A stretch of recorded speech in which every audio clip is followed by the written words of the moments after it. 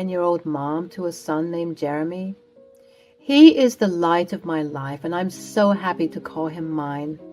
Unfortunately, there was a point in time when this was in question, and I was put in a dilemma by my husband, Richard. Ever since Richard and I had Jeremy, he'd been colder and more distant. This coincided with his sister's awful diagnosis that she received at the hospital. Anna was infertile. This news came as a big shock to everyone, especially because Anna wanted children of her own. But alas, her hopes were dashed when the doctors found out this awful news. It was indeed disheartening, and Richard and Anna were super close, so it was also negatively impacting Richard. Part of me believes that the reason why he grew cold and distant towards us, and Jeremy in particular, is because Jeremy reminded him of what his sister couldn't have. Perhaps every time he saw Jeremy, he was reminded that he wouldn't have any cousins to play with because he couldn't. Unfortunately, the distance and coldness continued to grow and grow until we were living with a man that we didn't even recognize anymore. "Mommy, why is Daddy being so mean? He doesn't want to play anymore. Does he hate us?" "Sweetie, he doesn't hate us, not one bit. He loves us so much. He's just got a lot on his plate right now." I hated feeling like a liar to my son. The truth was, I didn't even know if Richard still loved us. He didn't even make an effort to cater to us for our birthdays when they arrived. I could allow him to forget my birthday, but forgetting Jeremy's? That was unforgivable. Jeremy was devastated. "Why did Daddy forget my birthday?" "Don't you worry, I will talk to him about it, and he will make it up to you." I was livid. I had to set this man straight and knock some sense into his head. "How dare you forget his birthday? It was the one thing that you could do for him since you are no longer around." "What are you talking about?" "Jeremy's birthday. How could you forget? It was the one thing I asked of you." "Look, I'm sorry, okay? I just have a lot on my mind. I can't bear to be around that kid. He just makes me think of my poor sister and her awful situation." "I get that you love your sister and you're mourning her situation, but you also can't continue to neglect your responsibilities here at home. We have a son together. You should love him and care for him, no matter what." "Look, you don't have siblings, so you don't get it. Anna is my twin sister and I love her to death. We were supposed to have kids so that they can play together and we can strengthen our bond as siblings." "So the only reason why you had kids is because you wanted to be twinned with your twin? That's one of the weirdest things I've ever heard. Why would you do that?" "It's our special sibling pact that we made. You wouldn't understand." "So the reason why you forgot your son's birthday was that you were upset that you couldn't fulfill a sibling pact?" "Okay, look, I know that things haven't been the greatest between us lately, but I'm currently in the works of finding a solution to all of this." "Okay, what's the solution?" "I'll tell you when all of the important parties in this situation are present." The next day came around and it would change my life forever. I was honestly so upset with everything that transpired this day. Richard had decided to come home from work a bit early, and he brought with him a special surprise. "Hello, everyone. Emily, come see who I've brought with me." "Oh, Anna, lovely seeing you. It's been a long time. How have you been holding up?" "I've been well. I'm excited about today's discussion." "Oh, Richard hadn't told me that this discussion would come so soon." "Time is of the essence, Emily. Let's get straight to it." We all gathered in the living room and settled into the couches before Richard announced what I considered the worst possible thing he ever could have said to me. "As we all know, Anna isn't okay. Rachel, I can't tell you how many sleepless nights I've had just thinking about your predicament. It shakes me to the core. Ask Emily." Okay. Yeah, I can say that I've noticed Richard has been distancing himself from Jeremy and me. Yes, I have. I won't deny it. I can't deny it any longer. And it's because I figured out the solution to all of our problems. Emily, you know that the reason for my distance is because of Jeremy. I simply can't bear to look at him knowing that my dearest sister is more deserving of being a mother than I ever could be as a father. So I was talking to Anna one night, and we decided that to re-establish peace and harmony within our home, as well as making Anna happy and content in motherhood, I'll give our son to her to have and cherish. What? Isn't he such a wonderful brother? Were you two inhaling toxic fumes or something? How many fingers am I holding up? Be serious, Emily. I am being serious. I mean, what sort of question is that? Anybody who would even dare to think that doing that is okay is definitely not all right in the head. At this mention, Anna looked dejected, and of course, Brother Dearest had to come to the rescue. Listen, Emily, I'm not in the mood for your shenanigans. Me neither. How could you even say such a thing, Richard? What would Jeremy think? He already believes that you don't love him. What is it going to look like when you ship him off to someone who isn't his mom? But I am his mom. Excuse me? I was ready to charge right into her. The thought of her being hospitalized and me in jail flashed before my eyes, but I didn't care about the consequences. She had to be taught a lesson. Seeing the tensions rising, however, she decided to sugarcoat her preposterous ideologies. I just mean that, look, listen, Emily, you're a wonderful girl. Do you remember on your wedding night you were feeling nervous, and I told you that everything is going to be all right because you and Richard were made for each other? Well, I feel in some deep and maybe even crazy way that Jeremy is my son. My twin brother and I share many things, including soul ties. What I'm saying is I have a soul tie to your son because my brother and I are so connected that we are practically the same person. Do you understand? I understand that I'm about to knock your teeth down your throat if you keep spewing nonsense. Emily, calm down. Think about it. Really think about it. Why else do I feel like I don't have a connection with Jeremy? Gee, I don't know. Maybe it's because you actively avoid communicating and connecting with your son? Or it could be that he was never meant to be my son in the first place. He was always meant to be Anna's. I think I'm about to pass out. You wouldn't understand. You don't share a connection like we do. You two are sick. If I hadn't made it clear enough, there is no way in hell that you're going to take Jeremy from me. You'd have to kill me first. If you don't do this, I'm sorry, but we're going to have to get a divorce. What? Are you being serious right now? Are you hearing the words that are coming out of your mouth? And I'm being so serious too. If you don't agree with this new arrangement, I'm divorcing you. And because I have way more money than you do, I'll get custody of Jeremy. We could do this the easy way or the hard way. I got up and spat right in Richard's face. You want to get a divorce? Fine, let's do it. You'll be doing Jeremy and me a favor. Your family is unwell. So as a final piece of spousal advice, I urge you two to seek some serious help and some strong prescription medication to help you with your delusions. I'm glad to finally be rid of you. I wish I saw the real you sooner. See you in court. And with that, I hurried to Jeremy, who was sleeping in his room. Mommy, what's going on?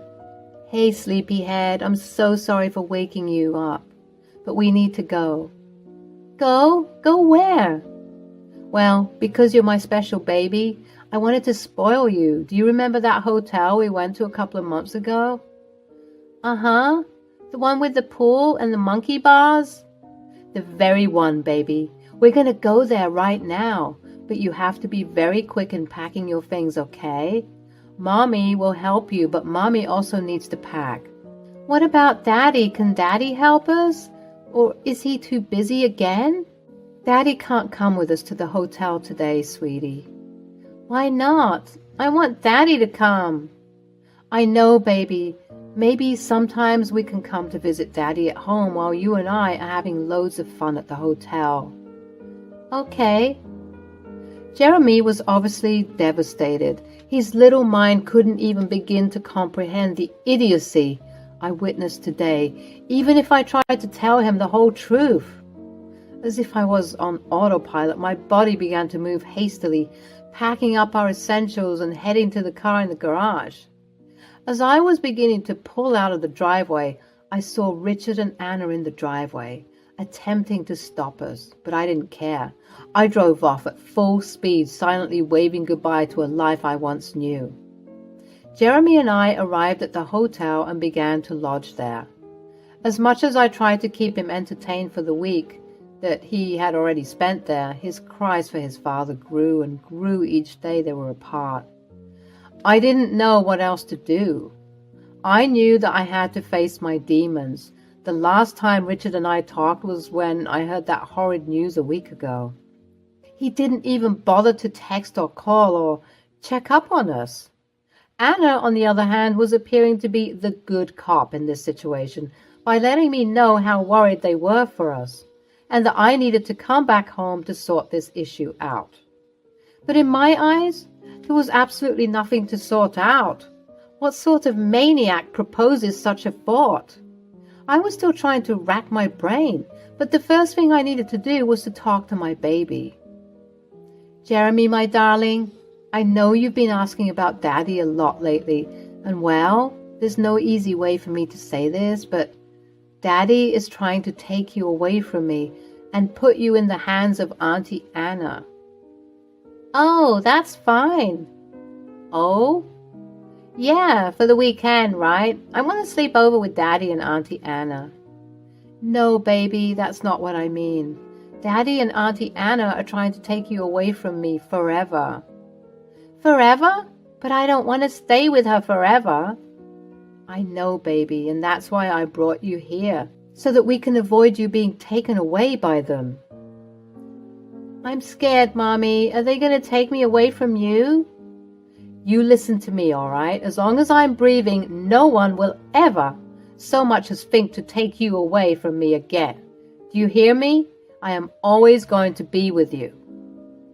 Whether or not Jeremy's fast reception of the news was due to a lack of understanding or an abundant and sufficient enough understanding, I will never know. I just knew that I was grateful for his apparent cooperation at the time. You know what they say, speak of the devil and he shall appear. Well, just as Jeremy and I had finished up our emotional and deep conversation, Richard called. I discreetly answered it. These games have run long enough. You know, the reason why I let you go that day is because I was being gracious. Yes, Emily, you should be thanking me. I thought that you'd have a couple of final days with your son before he goes to his rightful mother. But I'm afraid now my patience has worn thin. You're sick, and you're going to rot for what you're trying to do. You'll fail. You will always fail when it comes to doing what's best for Jeremy. Tell me where you are right now. I'm coming to get the kid. I'd rather walk on hot coals than tell you anything about my whereabouts. Jeremy isn't going anywhere unless it's with me. You got that through your sick and diseased skull? Grr, I'll see you in court, Emily. I didn't want to do this, I really didn't, but you forced my hand. I'm going to ruin you. You'll never see him again, I swear it. Game on, Richard. You'll regret this. I hung up the phone, panting and bewildered at just how quickly my life seemed to have turned upside down. I just wanted to do what's best for Jeremy. That's what I always wanted to do. But for some reason, Richard and Anna just couldn't see that. I started to think about how I can best handle this situation that ends up with me winning and Richard and Anna losing, big time. I paced and pondered and pondered and paced, and then it hit me. I began racking my brain for possible password combinations. I was going to get a little dirt as leverage. Richard was right earlier when he said that he would most likely get custody of Jeremy. When you have friends in high places, it's easy to sway the court of law in whichever direction one sees fit. I, unfortunately, had no such connection, so I was going to have to get dirt on Richard that was so wild, so big and crazy that no amount of schmoozing would get him a lighter sentence hearing. I was logging into his email, trying many different things like his birthday and my birthday. Even Jeremy's name and birthday came up to be incorrect. Then it hit me. I typed Anna's name into the box, and what do you know? It worked. It was getting spooky how obsessed he was with his sister. Even though I went into his account being wary of his suspicious behavior with his sister, nothing could have prepared me for what I was about to see. When I typed in Anna in the search bar, I was bombarded with myriads of email chains and threads between them. There were thousands and thousands of conversations, and when I opened a couple to see what I'd find, I was completely petrified. In those email threads were Richard and Anna appearing to be engaging in some shady stuff, to say the least. As I dug deeper and deeper, it appeared to be some sort of occultist practice that they were engaging in. There were a bunch of scary pictures of seemingly random objects, and I noticed that all of their emails ended with "Praise be to higher brother." Were these two part of some cult? As I continued to search for answers, it genuinely appeared that way. They were talking about some scary things like the Illuminati and the government. They had emails that were detailing some conspiracy theories. And last, but certainly not least, they were talking about making a sacrifice to this higher brother. My gut told me to search Jeremy in the search bar, and part of me wished I hadn't. There were hordes of emails, specifically between Anna and Richard, talking about Jeremy. Not only were they talking about whisking him away from me, but they were also planning on recruiting him and indoctrinating him into this sick practice. To say I was flabbergasted would be a complete understatement. But most of all, I was completely horrified. I was shaking with fear with all of the disturbing things I saw. I knew what I had to do. I had to expose this sick behavior so that Jeremy wouldn't be taken away from me. I gathered all the details I could and contacted my lawyer. I also accidentally leaked the news to Twitter, where people who were eager for the drama spread it far and wide. Before the day was done, the news had already garnered thousands of views. I was receiving messages and calls from both Richard and Anna, but I ignored them.